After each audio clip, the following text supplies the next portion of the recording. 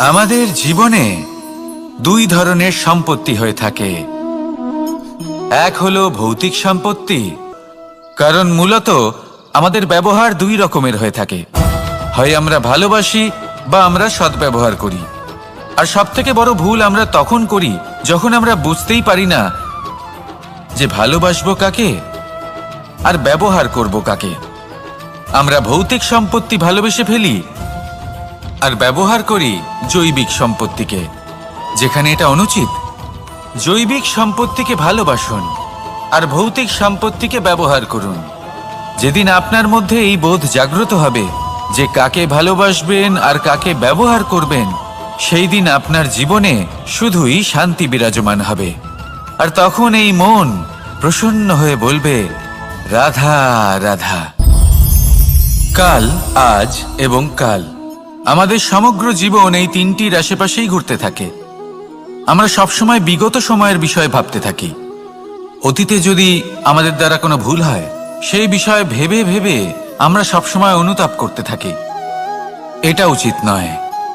দেখুন, অতীতের থেকে শিক্ষা লাভ করা অত্যন্ত আবশ্যক, কিন্তু সেই ভুল যাতে আবার না হয় সেই কাজটা কিন্তু আপনাকে বর্তমানেই করতে হবে, তাই না? অহংকার অত্যন্ত বলশালী হয়। এই অহংকার মানুষকে কখনো নত হতে দেয় না। অদ্ভুত ব্যাপার, এই অহংকার যা মানুষকে কখনো নত হতে দেয় না, সেটাই তার পতনের কারণও হয়ে দাঁড়ায়। যেখানে মানুষ এটা ভাবতে শুরু করে যে শুধুমাত্র সেই যোগ্য, সেখান থেকেই তার পতনের আরম্ভ, ঠিক কিনা? দেখুন, যদি কোনো মানুষ এটা ভাবে যে আমি এই সব কিছু করতে পারি, তাহলে তা হলো বিশ্বাস। কিন্তু যদি সে এটা ভাবতে থাকে যে শুধুমাত্র আমি এই কাজ করতে পারি, তাহলে তা হলো সেই ব্যক্তির অহংকার। আর এটা আপনাকে বিনাশের দিকে অবশ্যই নিয়ে যাবে। মনে রাখবেন, যখন আমি আর শুধুমাত্র এই দুই এক হয়ে যায়, সেখান থেকে আপনার পতনের সূত্রপাত হবেই। তাই আপনি কখনোই এই অহংকারের চক্রব্যূহে ফেঁসে যাবেন না। বিশ্বাস রাখুন নিজের ওপর এবং অন্যের ওপরও। আর মনে রাখবেন, বিশ্বাসের মধ্যে বিশ্বের প্রত্যেকটা বস্তু বসবাস করে। তাই এই অহংকারকে ত্যাগ করে ফেলুন আর আত্মবিশ্বাসের ওপর মনোসংযোগ করুন। আর আমার সাথে ভালোবেসে বলুন, রাধা রাধা। মানুষ নিজের জীবনে ঈশ্বরকে খুব মান্য করে। ওনার জন্য কি না করে, ভিন্ন ভিন্ন নামে তাকে স্মরণ করে, তাকে পুজো করে, তার আরাধনা করে। সে জানে যে ঈশ্বর তাকে শক্তি অবশ্যই দেবেন, তাকে সাহায্য অবশ্যই করবেন। কিন্তু যখন প্রশ্ন আসে গুরু এবং ঈশ্বরের, তখন গুরুর মান কখনো কম হওয়া উচিত নয়। কারণ সত্যি বলতে কি, গুরুই হলেন সেই সিঁড়ি যা বেয়ে আপনি ঈশ্বরের কাছে পৌঁছানোর পথ খুঁজে পাবেন। সেই পথ আপনি গুরুর থেকেই পাবেন। গুরু না থাকলে আপনি কখনো ঈশ্বর লাভ করতেই পারবেন না। আর জীবনে অনেক সময় লক্ষ্যের থেকেও অনেক বেশি গুরুত্বপূর্ণ হলো পথ।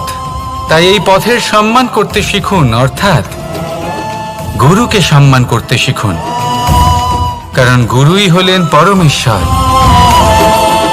তাহলে আসুন আর আমার সাথে ভালোবেসে বলুন, রাধা রাধা। আপনার জীবনে আপনার প্রকৃত বন্ধু আসলে কে? আপনার সব থেকে শ্রেষ্ঠ মিত্র আসলে কে? তিনি যিনি সময় এলে পরে আপনাকে সাহায্য করেন, নাকি তিনি যিনি সময় এলে পরে আপনাকে অর্থ দেন? দেখুন, আমরা হলাম মানুষ, আমাদের জীবনে লেনদেন চলতেই থাকে। এটা আমাদের জীবনের অভিন্ন অংশ। কিন্তু অনেক সময় এমন হয় যে আমরা তাকেই নিজের প্রকৃত বন্ধু বলে মনে করি, যিনি আমাদের একটা বহুমূল্য উপহার দেন, ঠিক কিনা? এবার আপনার জীবনে সেই বহুমূল্য উপহার কোনটা, ওই অমূল্য মিত্র আসলে কে, সেই সিদ্ধান্ত হলো আপনার। কিন্তু যদি আপনি আমাকে জিজ্ঞেস করেন, তাহলে আমার মতে স্বর্ণ, হিরে, মুক্ত, ধন এগুলো বহুমূল্য নয়। বহুমূল্য হলো সঙ্গ, যখন আপনি একা হয়ে যাবেন, সময় যখন আপনার তাকে প্রয়োজন হবে, সমর্পণ যখন আপনার বিশ্বাসের প্রয়োজন পড়বে। যে মানুষ আপনার প্রতি এই 3 গুণ প্রদর্শন করেন, যিনি আপনার কঠিন সময়ে আপনাকে অবশ্যই সঙ্গ দেবেন, যখন আপনার প্রয়োজন পড়বে আপনাকে অবশ্যই সময় দেবেন, আপনার প্রতি সম্পূর্ণ সমর্পিত থাকবেন, সেই হলো আপনার আসল মিত্র, সেই হলো আপনার প্রকৃত বন্ধু। কারণ সত্যি বললে বন্ধুত্বের অর্থই হলো নিজেকে সম্পূর্ণরূপে কারোর কাছে সমর্পণ করে দেওয়া। তাই আপনার সেই বন্ধুর জন্য নিজের প্রাণ উজাড় করে দিন আর ভালোবেসে বলুন, রাধা রাধা। মানুষ জীবনে 3টে কাজ অবশ্যই করে থাকে, কিছু দান করে, কিছু গ্রহণ করে, আর কিছু ত্যাগ করে দেয়।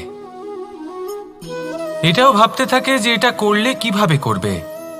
দেবার জন্য পর্যাপ্ত ধন নেই, নেবার জন্য সংসারে অত স্নেহ নেই, আর ত্যাগ করার জন্য জীবনে এত সুখই নেই, তাহলে কিভাবে করবে? আসলে আমরা বস্তুগত চাহিদা অর্জনে এত ব্যস্ত হয়ে পড়ি যে আমরা বুঝতেই পারি না যে কি নেবার আছে, কি দেবার আছে, আর কি ত্যাগ করার আছে।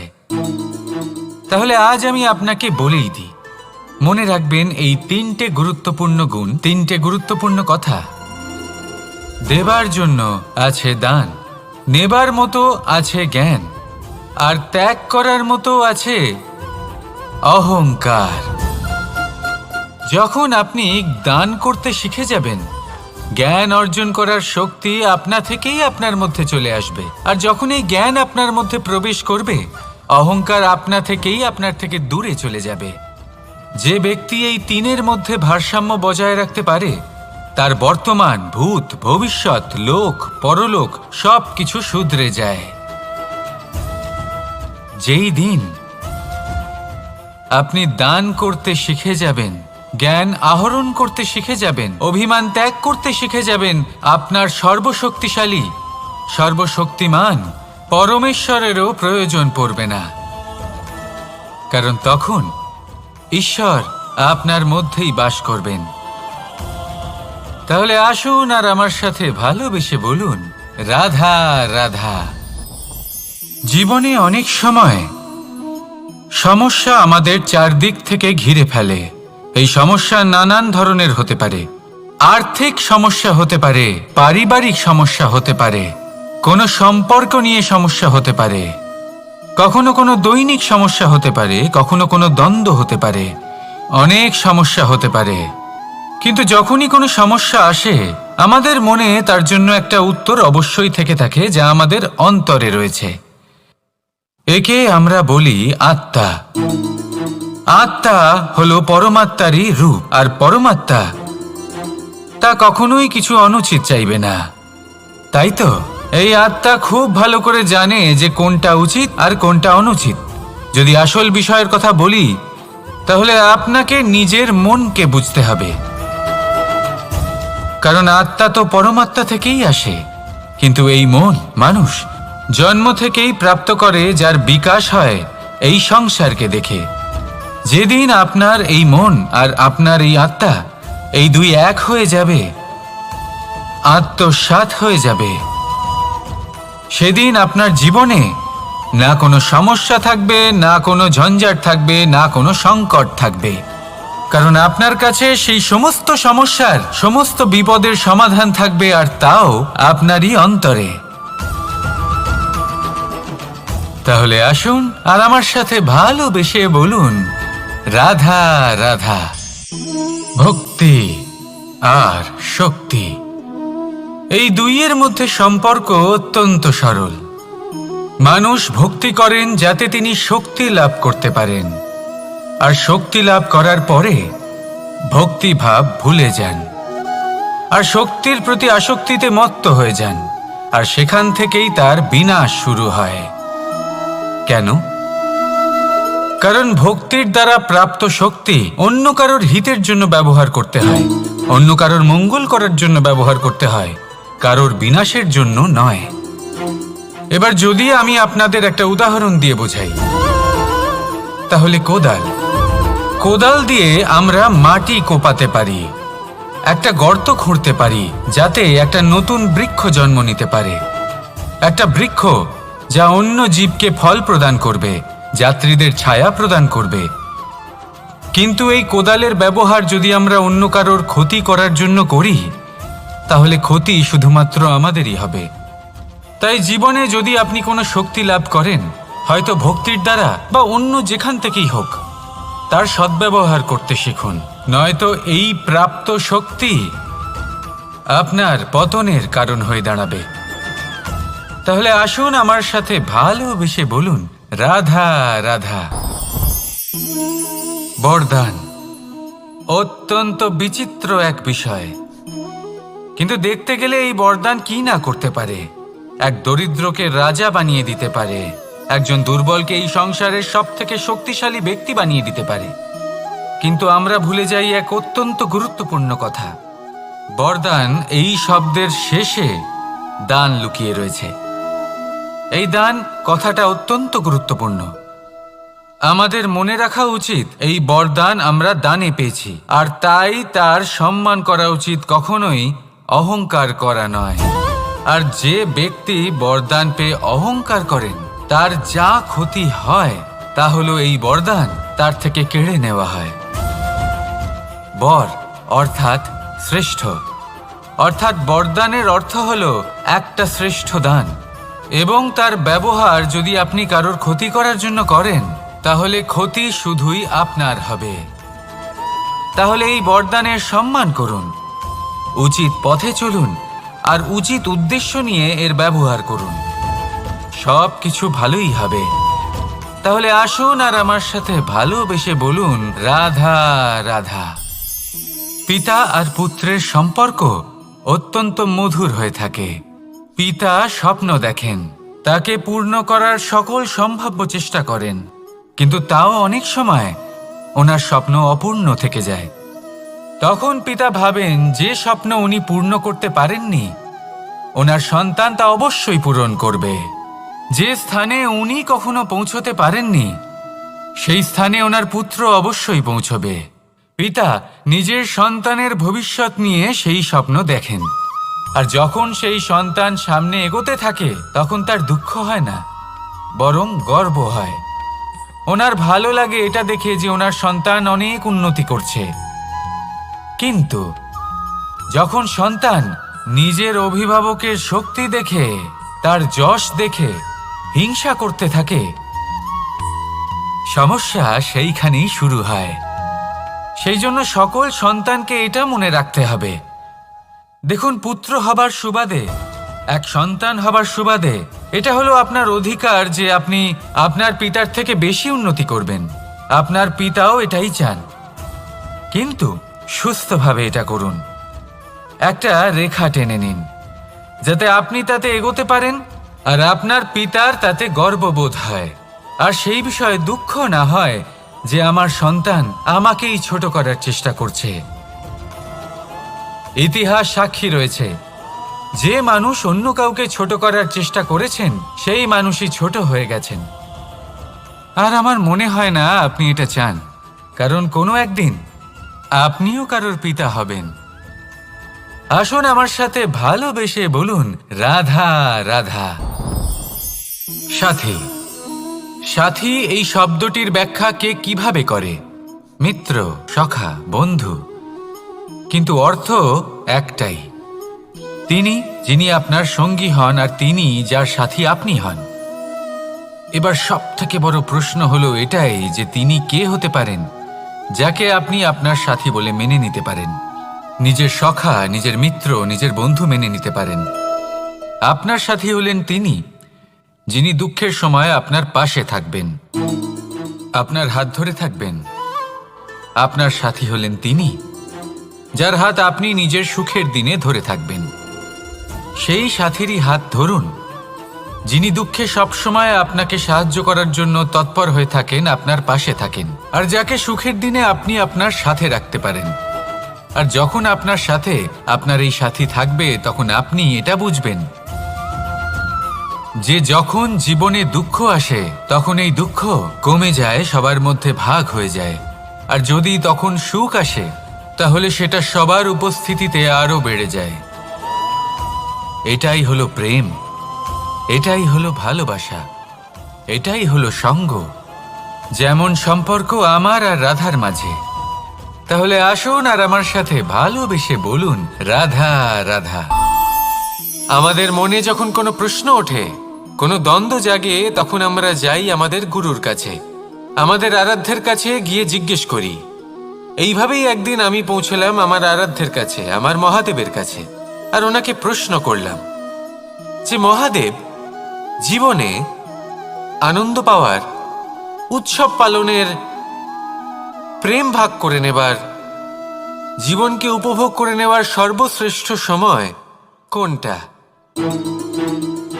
মহাদেব হাসলেন আর উনি বললেন, জীবনে উৎসব পালনের সবথেকে শ্রেষ্ঠ দিন হল মৃত্যুর ঠিক আগের দিনটা। প্রেম ভাগ করে নেওয়ার সবথেকে শ্রেষ্ঠ মুহূর্ত হল মৃত্যুর ঠিক আগের মুহূর্ত। জীবনকে উপভোগ করে নেওয়ার সর্বশ্রেষ্ঠ প্রহর হল মৃত্যুর এক প্রহর পূর্বে। তখন আমি চমকে গেলাম। আমি বললাম, কিন্তু মহাদেব, মৃত্যু তো অনিশ্চিত, আমরা জানিও না কবে আমাদের মৃত্যু হবে। মহাদেব আবার হাসলেন। উনি বললেন যে যদি আমরা এভাবে জীবন কাটাই যে আমরা জীবনের প্রত্যেক দিন, প্রত্যেক মুহূর্ত, প্রত্যেক প্রহর শেষ বলে মনে করি, তাহলে আমাদের সমস্ত জীবন আনন্দের সাথেই অতিবাহিত হবে। কি বলেন? তাহলে আপনিও এই কথা মনে রাখুন আর আমার সাথে ভালোবেসে বলুন রাধা রাধা। জীবনে অগ্রসর হওয়ার জন্য আমাদের কাকে প্রয়োজন হয়? মাতা পিতা, বন্ধু, প্রেম, সাহায্য, অর্থ, পরিশ্রম, আশা। ভিন্ন ভিন্ন মানুষ ভিন্ন ভিন্ন বিকল্প চয়ন করে। যদি আমি আপনাকে বলি তাহলে জয় আর পরাজয়ের মন্ত্র দুটো শব্দের উপর নির্ভর করে, মেনে নেওয়া আর দৃঢ় হওয়া। যদি মেনে নেন তাহলে হেরে যাবেন, যদি দৃঢ় হন তাহলে নিশ্চিত রূপে জয়ী হবেন। যদি কখনো আপনি ক্লান্ত হয়ে ওঠেন, আপনি দুঃখী হন, পুরোপুরি ভেঙে পড়েছেন, তখন মেনে নেবেন না যে আপনি ভেঙে পড়েছেন, নয়তো হেরে যাবেন। তখন উল্টে স্থির করবেন যে যাই হয়ে যাক না কেন আমি জয়ী হবই।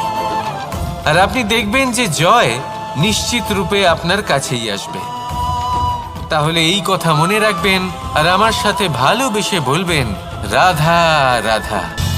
সময়, জীবন, কাল। দেখতে গেলে এই তিনটি শব্দ একটি শব্দেরই সমার্থক শব্দ মনে হয়, কিন্তু এই শব্দগুলির অর্থ কি সমান? কখনোই নয়। হ্যাঁ, এই সময় চলতে থাকে, জীবন চলতে থাকে, কালচক্র চলতে থাকে।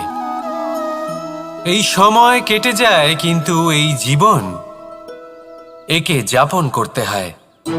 কি বলেন?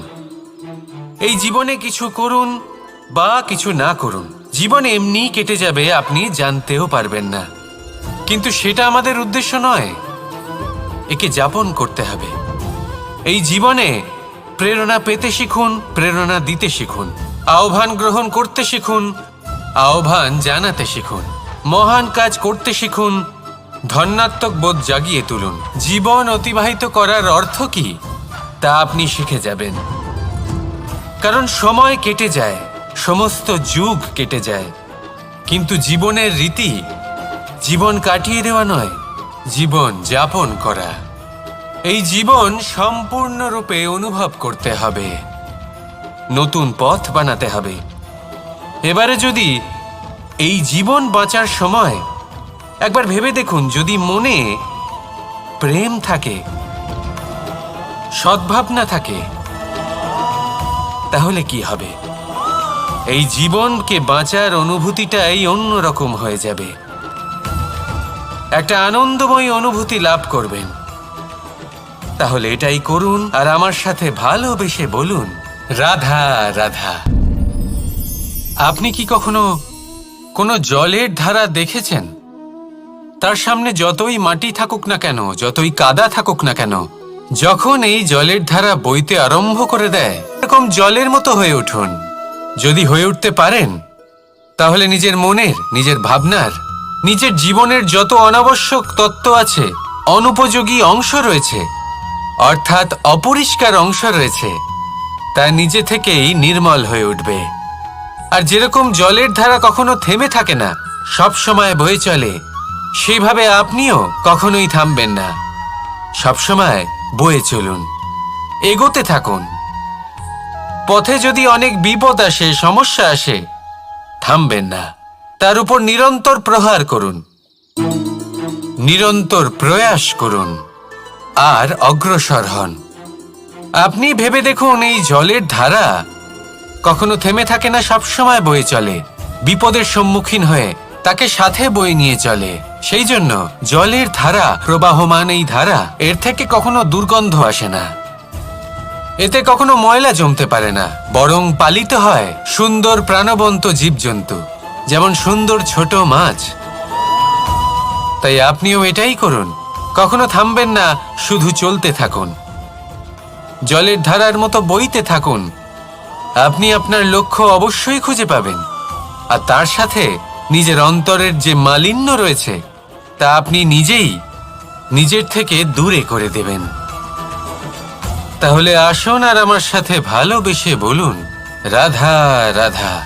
এবার অনেক সময় মানুষের মনে এরকম প্রশ্ন আসে যে এই সংসারে সব থেকে বড় বিপদ কি? কেউ বলে ধর্ম সংকট, আবার কেউ বলে প্রাণের উপর আসা সংকট। প্রত্যেক মানুষের জীবনে বিভিন্ন সংকট আসে, আর এই সমস্ত সংকট অত্যন্ত বিচিত্র হতে পারে। এই সমস্ত সংসার হলো সংকট দ্বারা পরিপূর্ণ। ঠিক আছে, আপনাকে একটা উদাহরণ দিই। একজন ধনী ব্যক্তি, এবার ওনার জীবনে সংকট কি হতে পারে?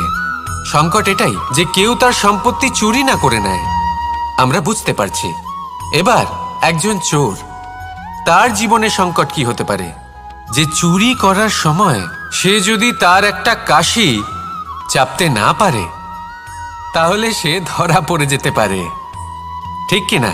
আবার অনেক সময় এমনও হয় যে যার জন্য আমি সংকট, সেও আমার কাছে সংকট। যেমন এই পরিস্থিতিতে দেখুন, সংকট হলো সংকট, এ তো জীবনে থাকবে, কিন্তু এর সম্মুখীন কিভাবে হওয়া যায়? খুব সরল, সব এটার ওপর নির্ভর করে, মনের ওপর। এই মনকে নিয়ন্ত্রণ করলে সব ঠিক থাকবে। এবার যদি ধনী ব্যক্তি মনকে নিয়ন্ত্রণ করে ফেলেন, নিজের অর্থের ব্যবহার শুভ কাজের জন্য, সমাজের সেবার জন্য বিকাশ করতে করেন, ওই অর্থকে একত্রিত করে না রাখেন, তাহলে চুরির সমস্যা, এই সংকট সেখানেই কেটে যাবে। এবার যদি কথা বলি সেই চোরের, তাহলে চোর যদি নিজের মনকে সংযত করে নেয়, যদি নিজের কর্মকে নিয়ন্ত্রণ করতে পারে, তাহলে এমন কোনো স্বর নেই, এমন কোনো স্বর নেই যা ওকে ধরা পড়তে বাধ্য করবে। সেই জন্য জীবনে সংকট যতই আসুক, যত বড়ই সংকট আসুক না কেন, কবচ হলো একটাই, আর এই কবচের নাম হলো আত্মনিয়ন্ত্রণ। নিজের মনকে নিয়ন্ত্রণে রাখতে শিখুন। এটা নিজের জীবনে প্রয়োগ করে তো দেখুন।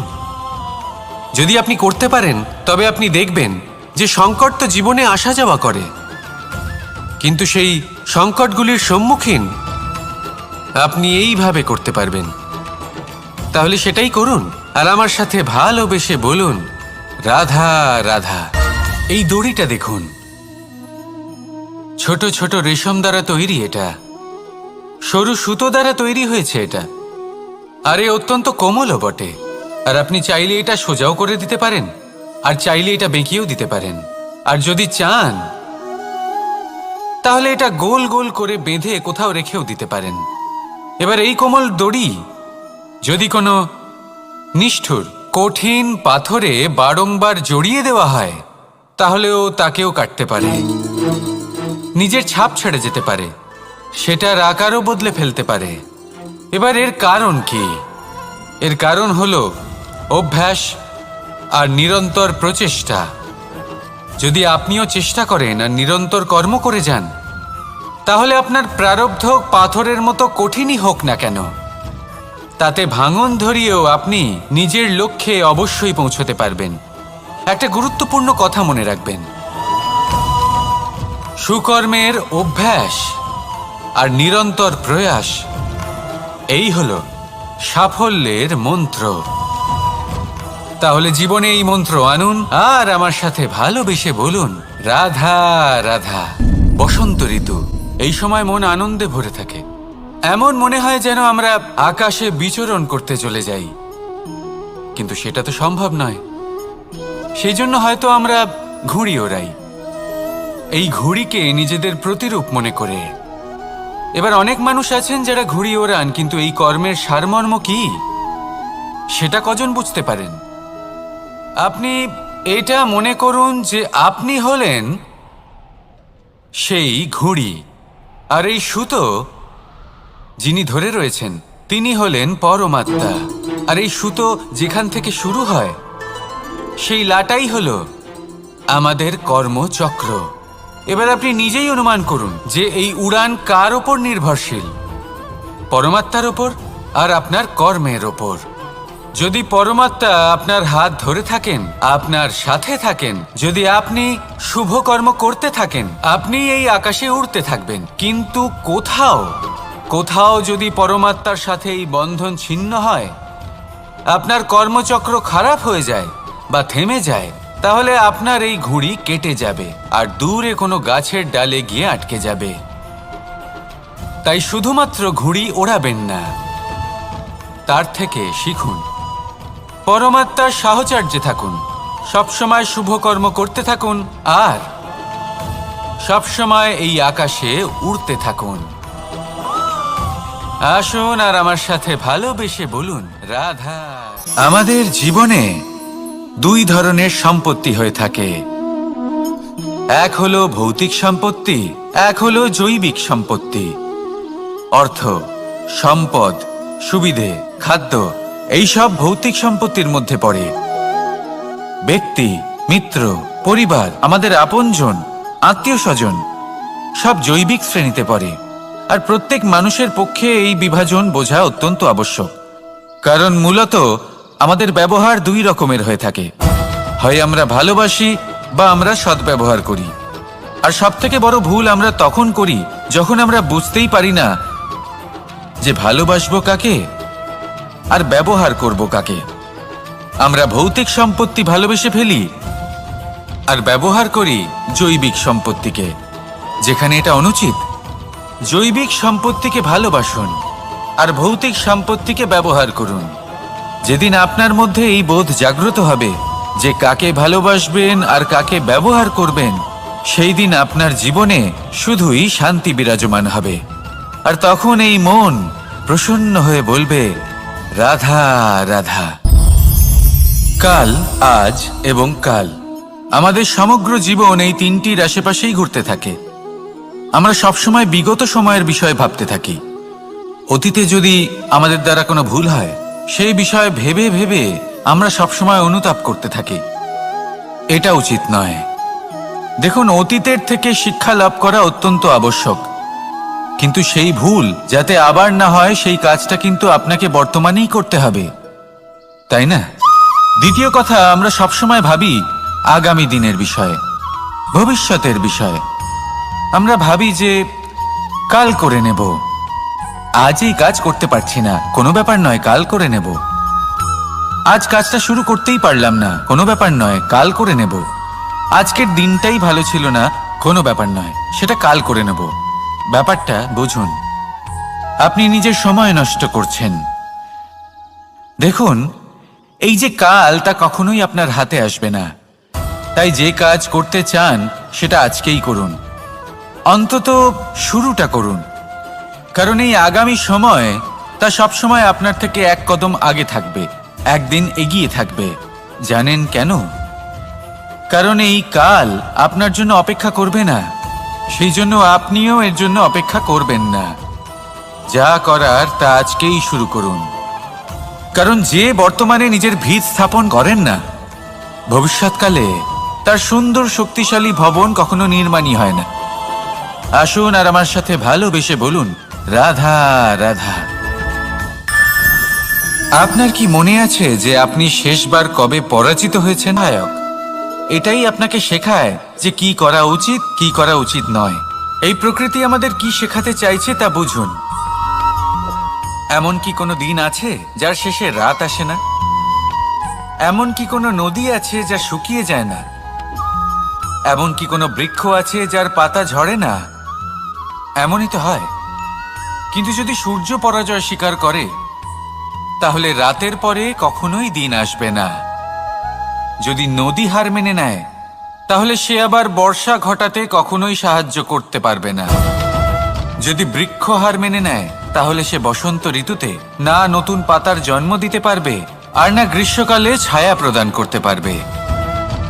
যদি এরা সবাই হার মেনে নেয়, তাহলে ধরিত্রী তৃষ্ণার্ত থাকবে। প্রকৃতি আমাদের এটাই শেখায় যে হার, অসফলতা, পরাজয় এগুলো আমাদের জীবনে আসবেই আসবে, আর আমাদের শিক্ষা দিতে আসবে, আমাদের মঙ্গলের জন্য আসবে। তাই নিজের দৃষ্টিভঙ্গি সেরকমই রাখুন। তাই ধনাত্মক দৃষ্টিভঙ্গি দিয়ে দেখুন, নিজের হার, নিজের পরাজয় থেকে শিক্ষা নিয়ে অগ্রসর হতে থাকুন। নিশ্চিত রূপে আপনি জয়ী হবেন। আর যখন জয়ী হবেন, তখন মন প্রসন্ন হয়ে বলবে, রাধা রাধা। কথায় আছে, এই জীবন একটা যুদ্ধ, একটা লড়াই। নিজের অস্তিত্বের জন্য, নিজের মূল্যের জন্য, যা আমরা পেতে চাইছি তার জন্য। এই যুদ্ধে জয়লাভ কে করে? এই যুদ্ধে জয়ী হয় এক যোদ্ধা। এবার বেশিরভাগ সময় আমরা যুদ্ধে অংশগ্রহণ করি না। নিজেকে বুঝিয়ে দিই যে আমরা তো যোদ্ধা নই। কিন্তু বিষয়টা তা নয়। একটা অত্যন্ত গুরুত্বপূর্ণ কথা আপনাকে মনে রাখতে হবে। কোনো যোদ্ধা জন্ম থেকে যোদ্ধা হন না। তিনি চয়ন করেন যে তিনি যোদ্ধা হবেন কিনা। তিনি তখনই একজন যোদ্ধা হয়ে ওঠেন যখন তিনি পিছু হটবেন না বলে দৃঢ় প্রতিজ্ঞ হন। যদি ওনার সামনে অন্যায় হয়, তার বিরোধিতা করার জন্য দৃঢ় প্রতিজ্ঞ হন, তবেই তিনি যোদ্ধা হয়ে ওঠেন। কেউ জন্ম থেকেই যোদ্ধা হয়ে এই পৃথিবীতে আসেন না। আপনি কি হতে চান? সেই দর্শক হতে চান যারা যুদ্ধভূমিতে বসে থেকে অন্য কারোর জয় উচ্ছ্বাস প্রকাশ করেন? নাকি সেই যোদ্ধা হতে চান যিনি নিজের শৌর্য দিয়ে, বীরত্ব দিয়ে নিজের পরাক্রম প্রদর্শন করেন, আর যার প্রশংসা যুগ যুগ ধরে হয়ে চলে? আপনি কি হতে চান, সেই সিদ্ধান্ত আপনারই।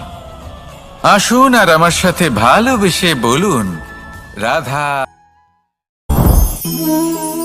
অহংকার অত্যন্ত বলশালী হয়। এই অহংকার মানুষকে কখনো নত হতে দেয় না।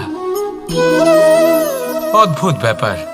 এই অহংকার যা মানুষকে কখনো নত হতে দেয় না, সেটাই তার পতনের কারণও হয়ে দাঁড়ায়।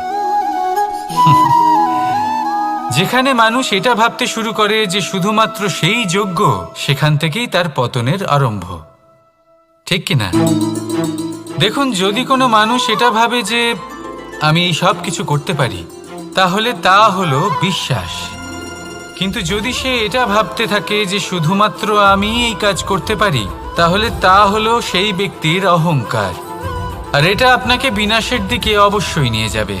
মনে রাখবেন, যখন আমি আর শুধুমাত্র এই দুই এক হয়ে যায়, সেখান থেকে আপনার পতনের সূত্রপাত হবেই। তাই আপনি কখনোই এই অহংকারের চক্রব্যূহে ফেঁসে যাবেন না। বিশ্বাস রাখুন নিজের ওপর এবং অন্যের ওপরও। আর মনে রাখবেন, বিশ্বাসের মধ্যে বিশ্বের প্রত্যেকটা বস্তু বসবাস করে।